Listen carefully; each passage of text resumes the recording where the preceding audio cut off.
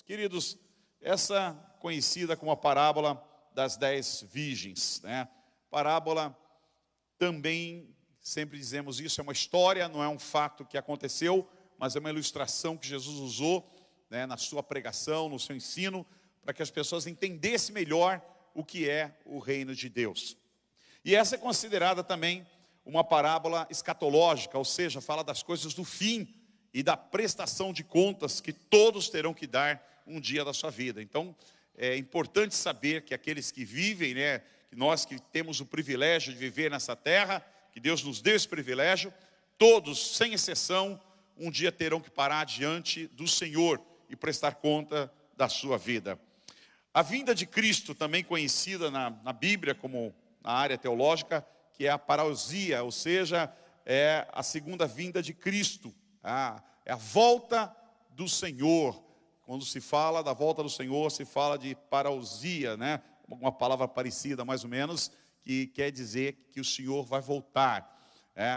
Alguns acreditam que está se falando do arrebatamento, outros acreditam que está falando da volta de Cristo mesmo, a segunda vinda, para julgar a terra, né? Então, sempre existe uma discussão teológica sobre isso, né? Se estamos falando do arrebatamento, que o arrebatamento o Senhor apenas virá nas nuvens e buscar a sua igreja.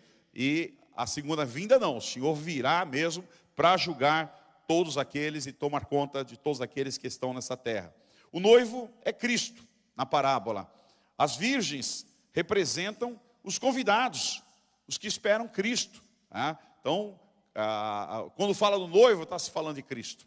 As virgens representam a mim, representa você, representa a igreja, representa o povo de Deus. Antigamente, era a noiva que esperava o noivo. Aí você vê, irmãos, até nisso, uma inversão de valores com o passar do tempo, para descaracterizar o foco de Cristo. E o mundo faz isso, como a gente fala do Papai Noel, que veio para roubar o lugar de Jesus. O casamento, né, ele é tão sagrado e tão santo, e Jesus, quando usou essa parábola, a centralização era o noivo. A noiva ficava esperando o noivo chegar. Você vê com o passar do tempo como se inverteu. Hoje o noivo vem e fica parado aqui, né? Fica até às vezes com a cara de tacho, né? Pensando se a noiva vai vir ou não, né? Preocupado, o povo tudo olhando para ele, mas a noiva demora, faz aquele charme, né? Tem noiva que leva, eu já fiz casamento que a noiva levou 2 horas para chegar. Isso foi uma aberração, não faço mais, né? Misericórdia, 2 horas para chegar literalmente. Mas tudo bem, né? Então mudou-se com o passar do tempo esses valores. O foco não é mais o noivo, o foco é a noiva. Mas quando a parábola foi feita, quando foi realizada no tempo de Jesus, era a noiva que esperava e o noivo que chegava. E tudo indica que nessa parábola Jesus já mostrou que o noivo ele demorava também, ao ponto delas adormeceram, né? As lâmpadas deveriam ser tochas para clarear, usadas ao ar livre. Então, fala de candeia, mas bem provável que eram tochas, né? Acesas mesmo, para poder clarear. Eles eram feitos à noite, eram quase à noite e também ao ar livre. As candeias eram vasos onde se deita o óleo, que alimenta a torcida, que era a torcida, um tipo de pavio, né? Então até eu acho que daí tiraram essa palavra torcida dos clubes, né? A torcida, né? Porque é aquilo que pega fogo. E o pavio, a torcida, era o que incendiava, né? Era o que mantinha o fogo aceso dentro da candeia, né? E lições que nós podemos aprender sobre esse texto que Jesus tentou aqui nos explicar, nos alertar, muito mais como um cuidado, muito mais como uma prevenção, muito mais como vigiar do que propriamente, né, simplesmente a leitura da palavra. Em primeiro lugar que eu entendo aqui, irmãos, que a oportunidade do evangelho é para todos. A oportunidade de pregar o evangelho, ou de receber o evangelho, ou de ouvir o evangelho, é para todo. A palavra do Senhor diz: contudo, aos que receberam e aos que creram em seu nome, deu-lhes o direito de se tornarem filhos de Deus. João 1,12. Então, Deus, ele amou o mundo de tal maneira que ele deu o seu único filho, para que todo aquele que nele crê não pereça, mas tenha a vida eterna. João 3,16. Ou seja, o amor de Deus foi grande, que ele concedeu essa oportunidade para que todos conheçam Jesus. para que todos possam ouvir, para que todos possam crer. Então o evangelho é para todos. O evangelho não é apenas para alguns. Há ensinos, né, e também correntes teológicas que dizem que não adianta, que é só alguns que vão ser salvos, né? Em partes pode ser até acreditado isso, mas na totalidade do evangelho a gente vê que há ampla margem de ensino da Bíblia, que o evangelho deve ser pregado para todos. E o próprio Jesus ensinou isso, para ir por todo mundo e pregar o evangelho a toda criatura. Aí sim, quem crer, será salvo. Quem crer será salvo. Agora, a oportunidade de ouvir é para todos. Mateus 22:14 diz: pois muitos são chamados, mas poucos são os escolhidos. Os chamamentos são para todos, mas a escolha parece que se resume. Porque o crer não é todo mundo que crê. O aceitar não é todos que querem aceitar. E alguns apenas aceitam com a boca. E creem apenas com a boca, né? Dizem que creem com o coração, mas não creem com o coração. Porque se cresce com o coração, mudariam as suas vidas. O evangelho é claro, diz, quando ele entra na tua vida, ele faz um rebuliço. É impossível uma pessoa que crê, é impossível uma pessoa que aceita, que se entrega, continuar vivendo as mesmas práticas mundanas. O evangelho muda a nossa vida, o evangelho transforma. Ele é poder de Deus, né? É poder de Deus. A palavra poder vem da palavra dínamos, né? Que deriva logo depois da palavra dinamite. É bomba, poder, destruição. O evangelho, quando entra, ele entra para destruir as hostes malignas do inferno, a perversa, né, ataque do diabo sobre a nossa vida, que nos leva à nossa natureza carnal, maligna. Aquela bomba, aquela dinamite é colocada dentro do nosso coração e ela explode. As cadeias são quebradas, as muralhas são desfeitas, seus olhos são abertos e você passa a viver a clareza do evangelho, queridos. Segunda coisa que nós aprendemos nesse texto: no meio da obra, não sabemos quem é prudente, quem é insensato. Não dá para saber.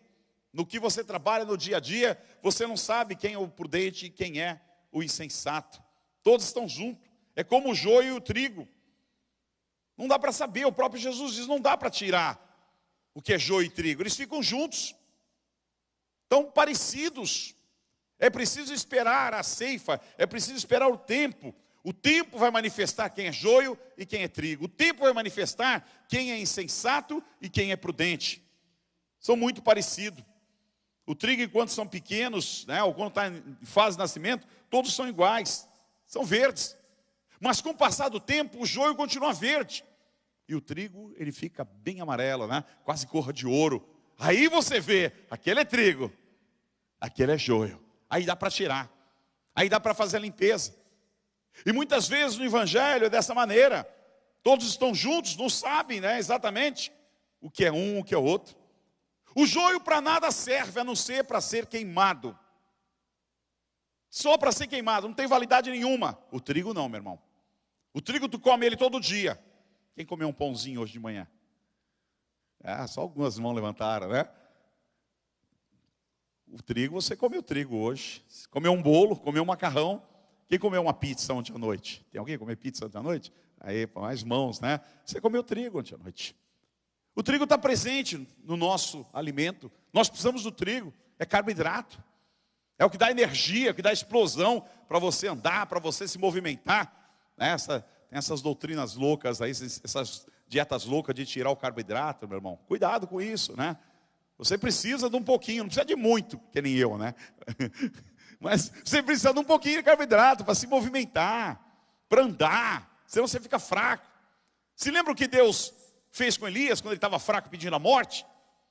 Mandou um anjo levar o quê? Um pão vivo com brasas para ele. Ele voltou a dormir, o anjo foi lá, acordou, ele come isso, você tem 40 dias para andar. E aí ele comeu o pão era trigo, o pão era carboidrato. Com aquela força daquele pão ele andou 40 dias. Queridos, a palavra do Senhor fala da diferença de um e de outro.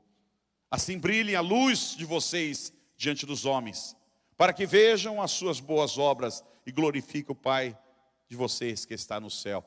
Você é chamado para brilhar. Você foi chamado para ser diferente.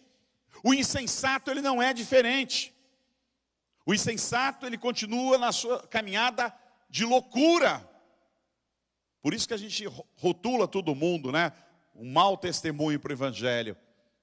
A gente fica preocupado quando vê alguém dando um mau testemunho do evangelho. Isso é um péssimo testemunho do evangelho. Mas a gente tem que ter calma no nosso coração. Sabe por quê? Deus está no controle. E na seara de Deus, até que chegue o momento da colheita, há joio e há trigo. O trigo não dará mau testemunho, mas o joio dará. O insensato dará mau testemunho, porém o prudente não dará. Então isso faz parte da obra. Por isso que quando você olha o Novo Testamento, principalmente que é após Jesus, você vê tanta gente que deu mau testemunho, porque era insensato, era imprudente, era joio. E o evangelho parou de crescer? Não parou de crescer, irmãos. Você vê coberto de mau testemunho esse Brasil. O evangelho parou de crescer? Ele não parou de crescer. Ele continua todo dia gente sendo salva, gente sendo liberta, gente sendo tocada pelo poder de Deus. Porque quem salva, quem liberta, quem abre os olhos, quem faz o milagre é Jesus. Independente do mau testemunho do joio, independente do mau testemunho do insensato, o poder de Deus não enfraquece. A dinamite de Deus não enfraquece. Ela continua tocando os corações, meu irmão, aleluia.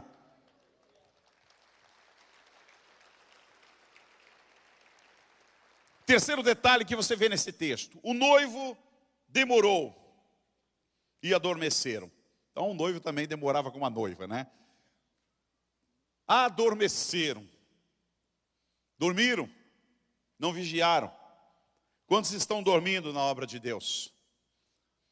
Jesus, quando leva seus discípulos num momento crucial para orar no monte, ele se afasta um pouquinho dos discípulos, passando aquele momento próximo à morte dele, talvez a ansiedade querendo bater no seu coração, desesperados, um certo desespero, né, do conflito da alma, que eu quero dizer, pede para os seus discípulos orarem. Quando ele retorna, o que acontece? Os discípulos estão dormindo. E aí ele diz aquela célebre frase, né? Nenhuma hora podeis vigiar comigo. Nenhuma hora vocês podem vigiar comigo.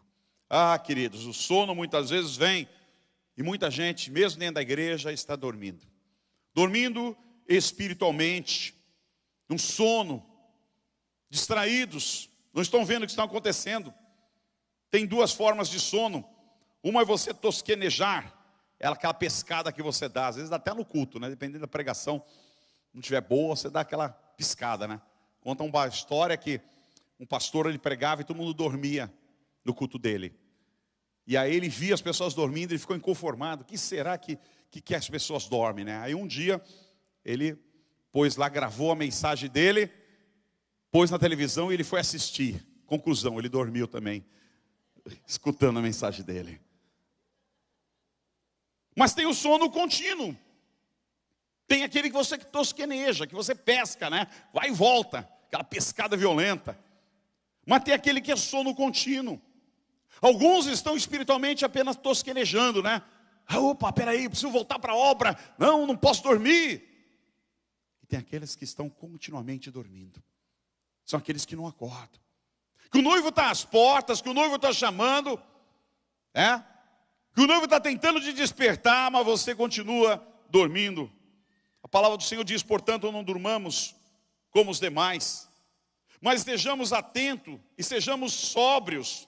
Tessalonicenses 5:6. Não durmamos como os demais, estejamos sóbrios. O sóbrio é aquele que está esperto. O sóbrio é aquele que está vigiando. O sóbrio é aquele que está olhando para todos os lados. Que ele não quer nem pescar, nem tosquenejar. Ele tenta se manter disciplinadamente acordado a todo tempo. Que ele sabe da sua responsabilidade. Aqueles que dirigem, né? Há irmãos aqui que são motoristas de caminhões ou dirigem, fazem viagens longas. Você sabe que você precisa dormir bem. Você tem que se preparar, descansar. Para quê? Para aguentar. Para aguentar a viagem. para ficar acordado. Você sabe que tu leva uma carga perigosa ali, leva gente, ônibus, né? Que aquilo pode ser um desastre, pode ser uma fatalidade, influenciar na vida de muitas pessoas. Então, a sua responsabilidade é muito grande. Você mantém-se acordado. Irmãos, escute que eu vou lhe falar essa verdade. A nossa responsabilidade diante desse mundo é muito grande. Deus confiou o seu evangelho a mim e a você. A Bíblia diz que os anjos gostariam de ter essa missão, mas o Senhor disse não para os anjos, disse sim para os homens. Esta é a missão da igreja, esta é a missão dos homens, levar a pregação do evangelho. Mas a igreja muitas vezes está tosquenejando, a igreja muitas vezes está num sono contínuo e esquece da sua responsabilidade, que está privando milhares e milhões de ouvir a mensagem salvadora do evangelho. É responsabilidade da igreja também entender que somos nós que vamos falar. Não somos nós que vamos convencer, meu irmão. O convencimento cabe ao Espírito Santo. Mas o falar cabe a mim. E a palavra de Deus diz: abre a tua boca e eu a encherei. Aleluia. Cabe a mim, cabe a você. A igreja está distraída e muitas vezes estamos dormindo quando o noivo está à porta. O que você espera mais pela frente? Quando você olha os sinais, eles estão acontecendo. A Bíblia diz que o último sinal seria esse, que o evangelho seria pregado em todo o mundo. E aí quando você vê hoje televisão, quando você vê hoje rádio, hoje mais agudo do que a televisão, mais agudo do que o rádio em alcance de pessoas, é a internet. E quantas mensagens, e a internet ninguém pode privar, ela chega na casa de qualquer um, na rua de qualquer um, na lanchonete de qualquer um, no carro de qualquer um, e só tende a crescer ainda esse poder da mídia. O evangelho vai ser pregado, vai chegar uma hora que todo mundo, mesmo aqueles que estão em países perseguidos, naqueles países que não permitem a entrada do evangelho, através da internet receberão a mensagem santa, poderosa e viva e salvadora de Deus em suas vidas. É o último sinal, meu irmão. A volta de Cristo é iminente, está perto. O óleo da insensata acaba, diz o texto. Chega uma hora que acaba, chega uma hora que tem validade. Não dá para ficar sempre. Aquele que não é prudente, meu irmão, aquele que não é prudente, ele escorrega.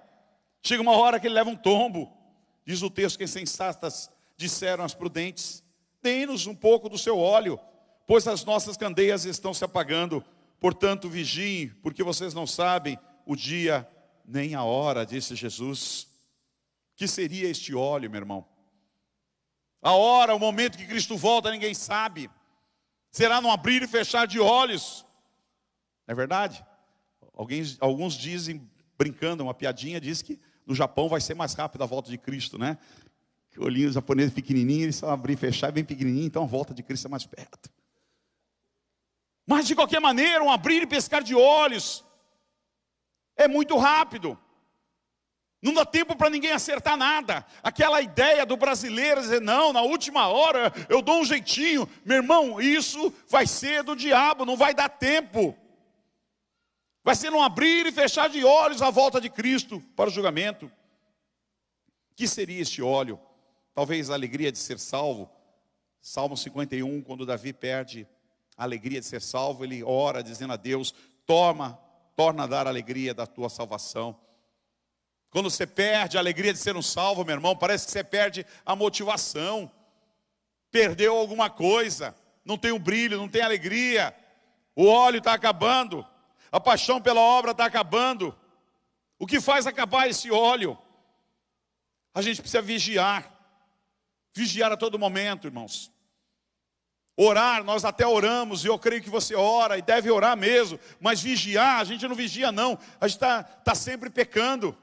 Está sempre levando uma, sempre caindo, ou com a boca, ou com os olhos, ou com alguma coisa que a gente fala, ou um ajuntamento errado com outras pessoas, malícia, incredulidade, inveja, maldade, falta de desafios na igreja, Isso faz perder a alegria de ser salvo. Isso faz perder o brilho de estar na palavra de Deus. Mateus 26, 41, Jesus diz: vigiem e orem para que não caia em tentação. O espírito está pronto, mas a carne é fraca. Tua carne não vale nada. E você vive na carne também, não tem como mantê-la presa 24 horas. Na cruz, você teria que ir para um mosteiro e ficar lá orando o tempo todo. E a vida não é essa. Então a carne, ela sempre se faz presente através dos olhos, através do ouvido, através do pensamento, daquilo que você ouve, daquilo que você vê. E muitas vezes ela vai tomando conta. O teu espírito está pronto para fazer a obra de Deus. Ele quer fazer a obra de Deus. Ele ama a Deus. Ele quer pregar o evangelho. Ele quer viver na presença de Deus. Ah, meu Deus, como é bom viver em espírito. Mas tem hora que a carne entra. E ela se manifesta. Ela rouba um pouco da graça maravilhosa de Deus.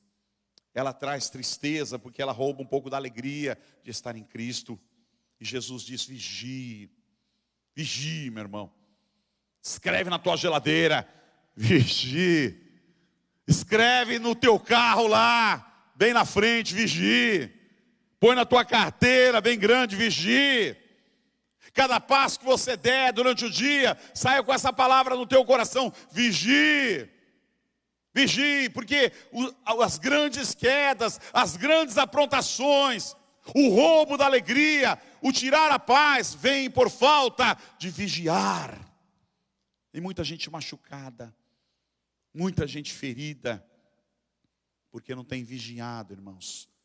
E Jesus deixou bem claro a importância de vigiar na fé. De vigiar porque Ele está às portas para voltar, e a igreja muitas vezes está dormindo. Quantos cristãos estão vivendo com pouco óleo? Alguns carros modernos hoje, você anda, e quando o combustível chega na reserva, ele acende uma luzinha. Outros ficam piscando. Outros ficam com um alarmezinho batendo lá. Prim, prim, prim, prim, prim. Perturbador. Sabe, a nossa vida espiritual, e às vezes o Espírito Santo acho que faz isso, e deveria ser assim. Você que está andando com o óleo baixo, está na reserva espiritualmente, deveria tocar um sino constantemente no teu coração, deveria toda noite ter pesadelos, deveria de sentir a opressão, dizer: Senhor, meu combustível está baixo, eu preciso orar. E eu acredito que o Espírito Santo faz isso, mas você não está percebendo. Você está andando como aqueles carros antigos que chega na reserva e você aposta: não, dá para andar mais, né? Dá para andar mais. Sabe, isso é grave, dependendo de onde você está. Primeira viagem que eu fiz quando meu filho se formou, eu fui na formatura dele. E aí a gente foi dar um passeio lá nos Estados Unidos, conhecer alguns lugares. Isso faz uns 9, 10 anos. E um dia eu estava voltando do deserto, onde tem aquelas montanhas, o Grand Canyon.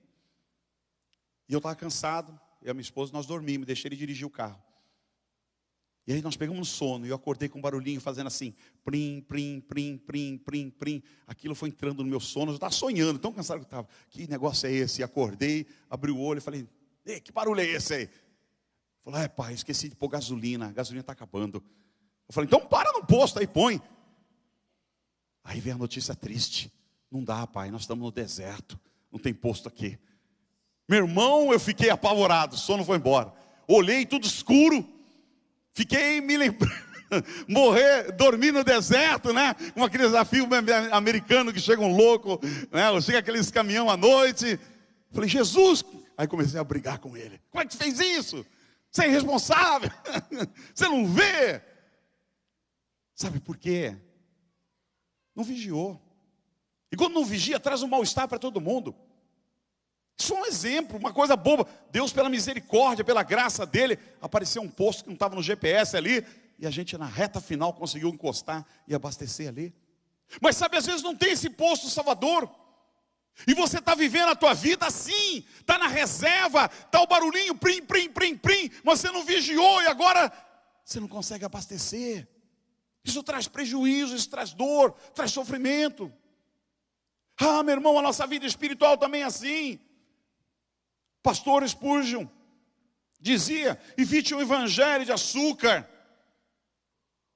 Busque o evangelho que rasga, o que lhe traz, o que faz brotar lágrimas, que lhe dá cortes e feridas em sua consciência. O evangelho que mata seu eu, porque esse é o evangelho que nos leva à vida de novo. Muitos estão vivendo o evangelho de açúcar, andando sempre na reserva. A sineta de Deus está lá batendo, mas você continua na reserva, meu irmão. Vamos ver o evangelho verdadeiro.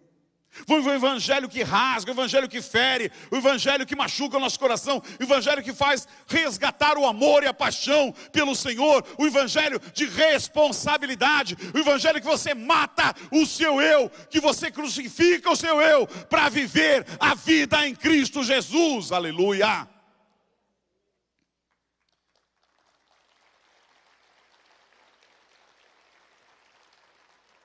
O temor pelo nome de Cristo, ele abastece o amor que queima em nosso coração. O temor pelo nome de Cristo, ele abastece o amor que queima no nosso coração. Precisamos desse temor, ele é o nosso gatilho. Ele é aquele que na hora que você chega no limite, ele dispara. A sineta dispara e começa a te avisar, você está no limite, você vai perder o teu combustível, teu óleo está acabando. Ele começa a queimar no teu coração e você vai para o posto, vai para a igreja, vai para a presença de Deus abastecer, encher o tanque com o óleo de Deus. O óleo é a continuação da luz em nossa vida, meu irmão. Precisamos desse óleo, ele é o Espírito Santo. Ele é a unção que nos identifica com Cristo. Acabar com o óleo é apostasia da fé. Deixar secar o óleo e ficar vazio, parado, é apostasia na fé. E a Bíblia diz que nos últimos dias muitos apostarão da fé. Nós estamos vivendo dias de apostasia da fé. Dias de pessoas que vieram aqui, que entregaram a vida para Jesus, que honraram ou tentaram honrar o nome do Senhor, e que hoje estão num caminho totalmente inverso, fazendo coisas totalmente inversas. Pessoas abandonando as suas famílias, pessoas deixando a sua casa, pessoas deixando o seu ministério, pessoas fazendo coisas totalmente erradas, totalmente perversas. Meu irmão, isso é apostasia. Estamos vivendo dias de apostasia, dias que o amor parece que passou longe da casa de Deus, parece que o temor foi embora da presença de Deus. São dias de apostasia, mas lembre-se, o Rei dos Reis, Senhor do Senhor, voltará, e todos terão que dobrar o seu joelho e confessar que Jesus Cristo é o Senhor, para a glória de Deus. Isto ele não negocia.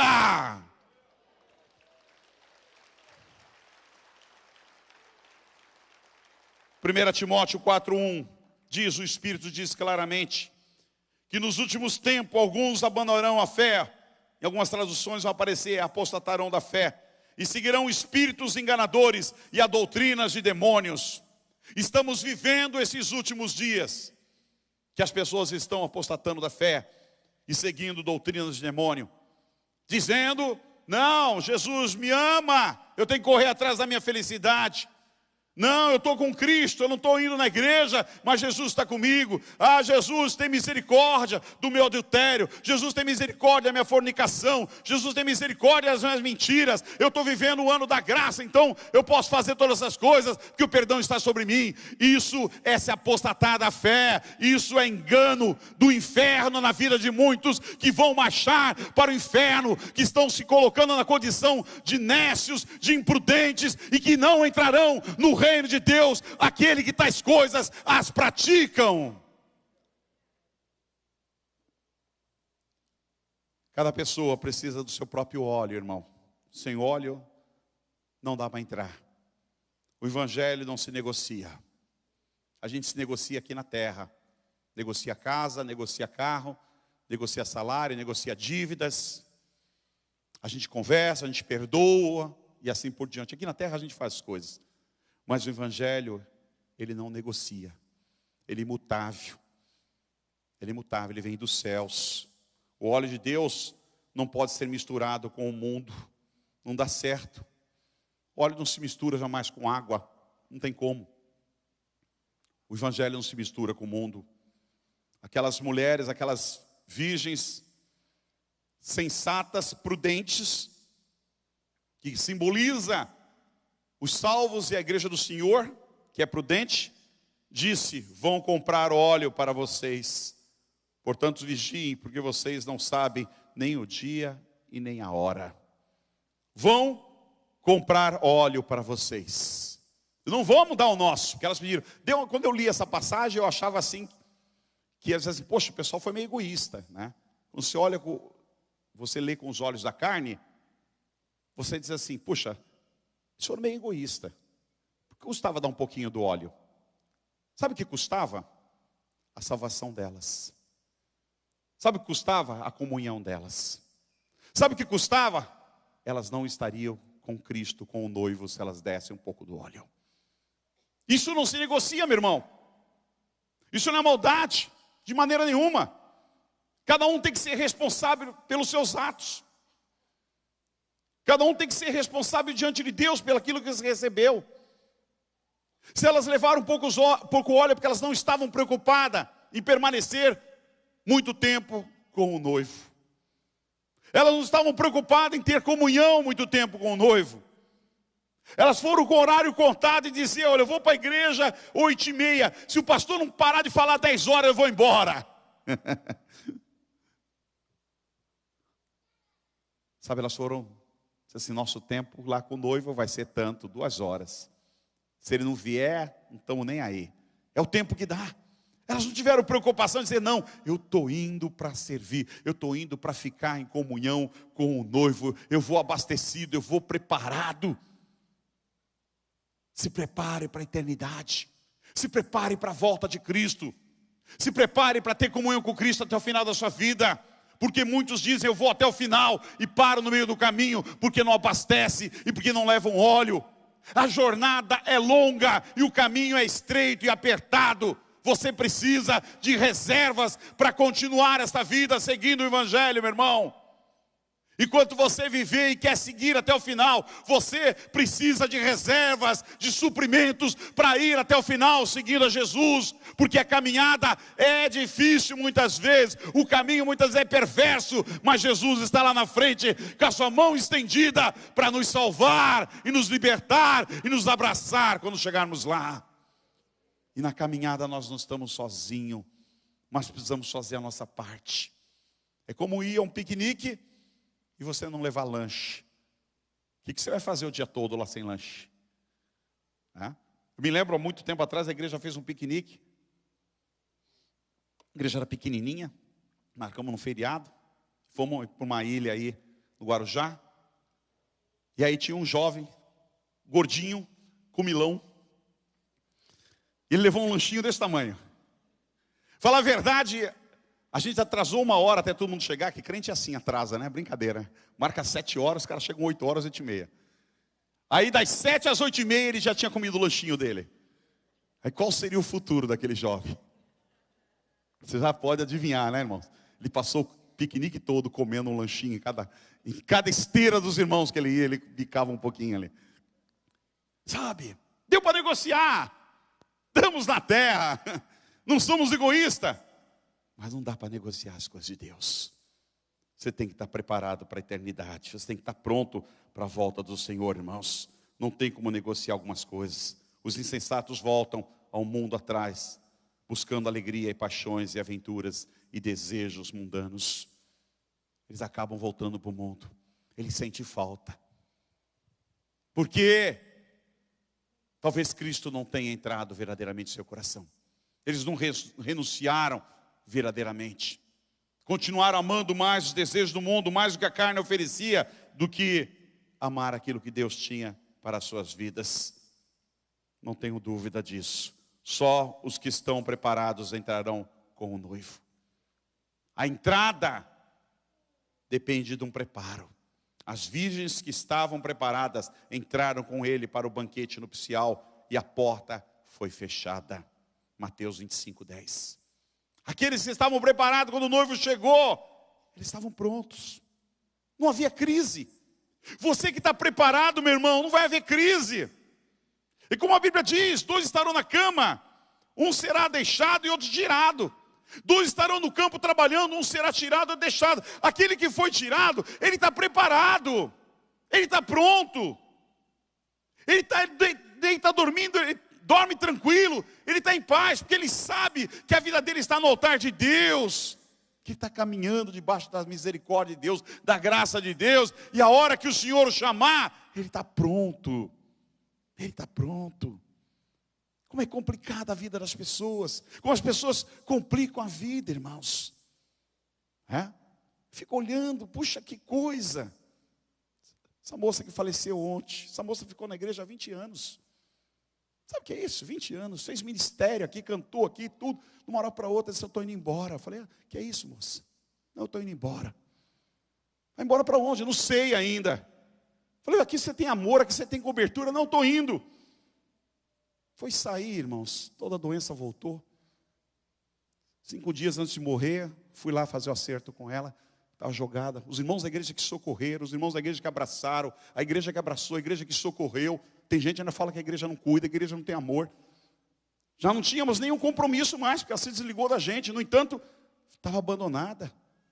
Irmãos aqui foram lá, deram a casa para ela ficar, levaram comida, levaram remédio, passaram 24 horas fazendo um revezamento ao lado dela. Fomos lá orar com ela, consertar a vida dela, para poder se encontrar com Deus.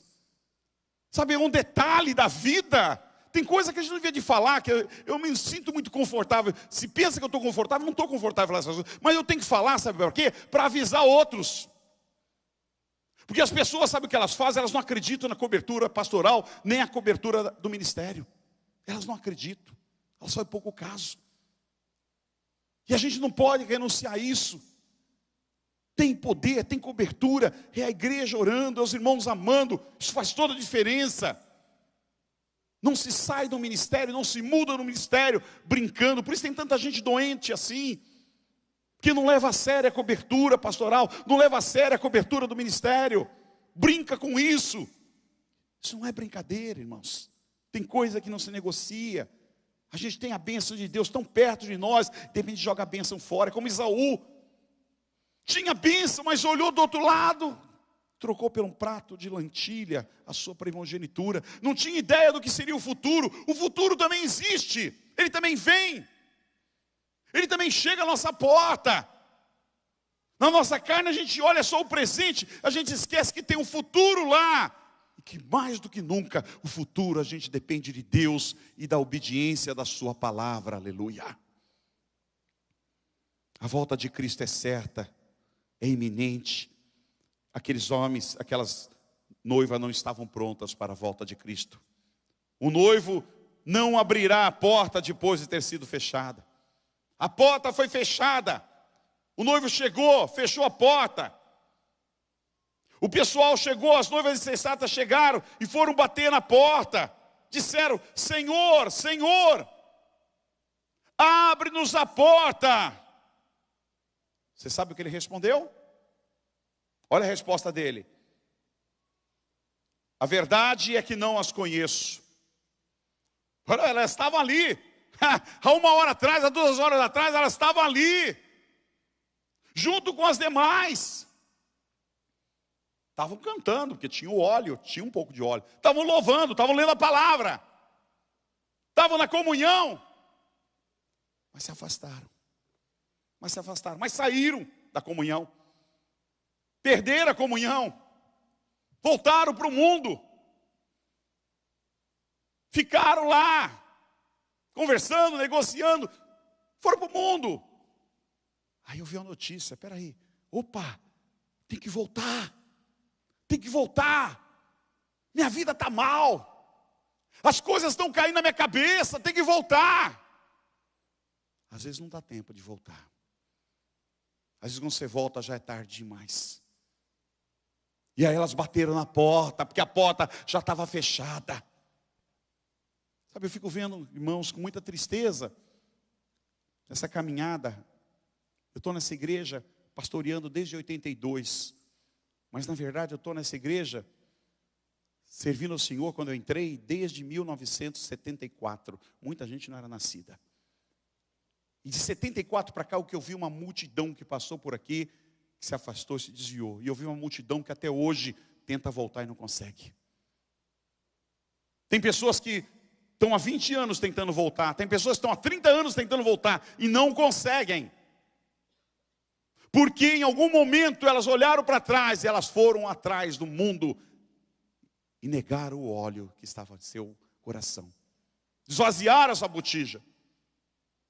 E ao retornar, porque as coisas estavam feias, você vê que talvez a igreja esteja de portas abertas e abraça as pessoas, mas parece que não é suficiente. Parece que não encontra mais a graça. Parece que aquele amor, aquela paixão que tinha, não consegue mais. Não sei. São poucos que conseguem permanecer.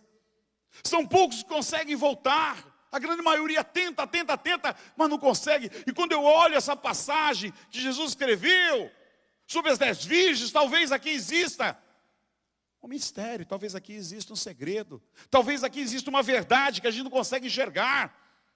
Que quem vai embora, quem tem comunhão, e quando vai embora, quando volta, encontra portas fechadas, mas não é a porta da igreja que está fechada, é a porta do reino de Deus que se fechou. Porque quando você olha para o sacrifício de Cristo, é algo muito sério.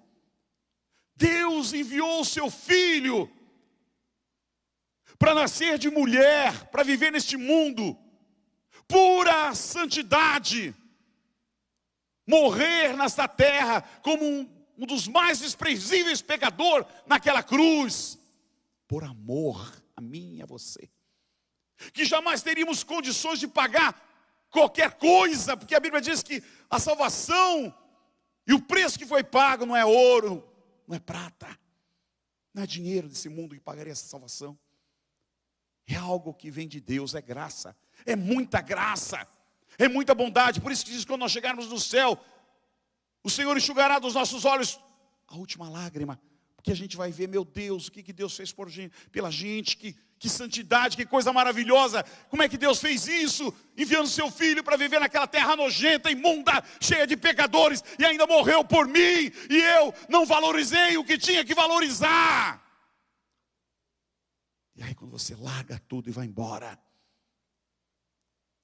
nem sempre dá tempo para retornar. Eu entendo que talvez em alguns casos as pessoas não consigam mais retornar porque encontram as portas fechadas, como essas virgens aqui. E terminando, vigie. Nós não sabemos o momento que o noivo virá. Vigiem. Portanto, vigiem, porque vocês não sabem o dia nem a hora. Não tem ideia do momento. Ninguém sabe o momento, ninguém sabe a hora. Vocês mesmos sabem perfeitamente que o dia do Senhor virá como ladrão à noite. Quando disserem paz e segurança, a destruição virá sobre eles. De repente, como dores de parto, a mulher grávida, de modo nenhum escaparão. Mas vocês, irmãos, não estão nas trevas, para que esse dia os surpreenda como ladrão. Vocês estão vivendo a luz de Cristo. Estejam preparados, estejam prontos para o dia do Senhor. No momento, no abrir e fechar de olhos, ao som da última trombeta. Pois a trombeta soará e os mortos restarão incorruptíveis, e nós seremos transformados. Aqui fala do arrebatamento. Esteja preparado para isso. A volta de Cristo acontecerá. Maranata. Hoje parece que pouca gente tem coragem de falar essa palavra. Você escuta muito glória a Deus, muita aleluia, muita misericórdia, mas escuta pouco maranata. Maranata significa, ora vem Senhor Jesus. A hora que a igreja do Senhor começar a gritar, maranata, maranata, maranata, maranata, nós estaremos clamando ao Rei, venha, volta, nós queremos, nós precisamos. Ah, meu irmão, os céus ouvirá o teu grito, o céu ouvirá o teu clamor, e o Mestre voltará. Maranata, ora vem Senhor Jesus. Aleluia.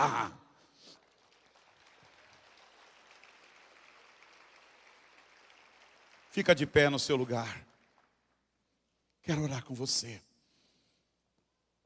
Quero orar com você nesta manhã, em nome de Jesus.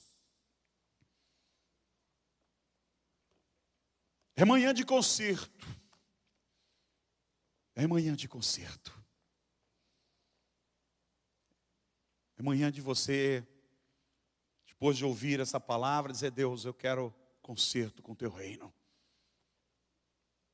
Você que está tosquenejando, meu irmão, na fé, dá as piscadas na fé, que não está vigiando o suficiente, eu quero orar com você aqui nessa manhã em nome de Jesus. Quero clamar pelos céus, pela tua vida. Se você quer essa oração, que você saia do teu lugar e venha aqui na frente em nome de Jesus. Você que está dormindo continuamente, está nem tosquenejando, está dormindo. Eu quero orar com você. Você saia do teu lugar e vem para frente.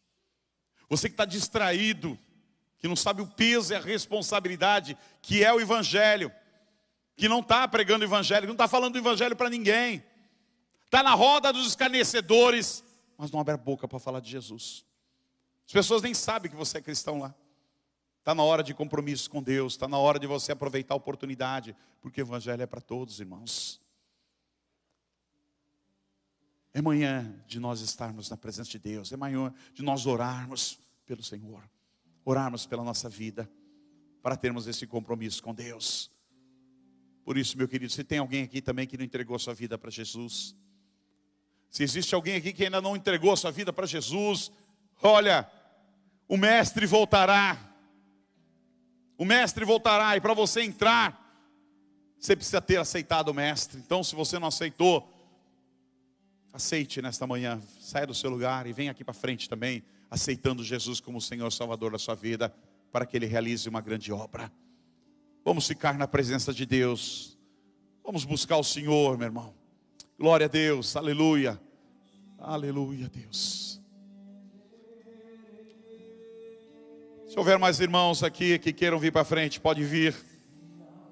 Se alguma coisa que eu falei que tocou o teu coração, você sabe que é manhã do concerto, que você venha.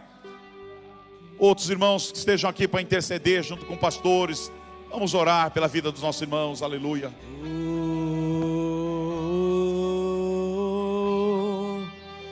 Tu és santo, ó Senhor.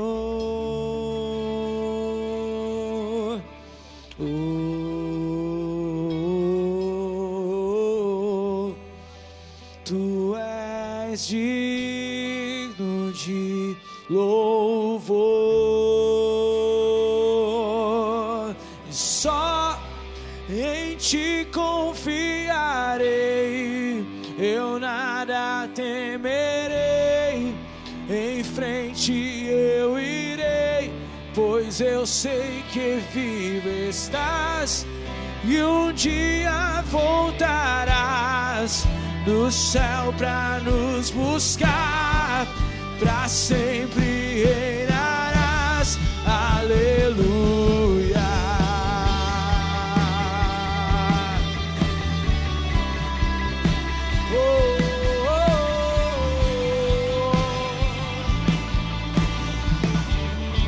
Tu és a minha luz, tu és a minha luz, a minha salvação, e a ti me renderei. Se ao teu lado estou, seguro em tuas mãos, eu nada temerei.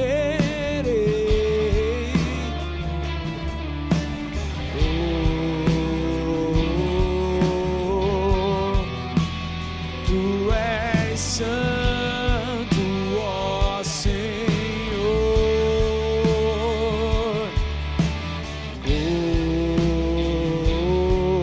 Oh, tu és digno de louvor. Aleluia! E só em ti confiarei, eu nada temerei, em frente eu irei, pois eu sei que vivo estás, Declare e isso um para Ele. dia voltarás, Declare do para o céu Mestre. pra nos buscar, pra sempre Maranata! reinarás, aleluia. Ora E vem, só Senhor Jesus. em ti confiarei,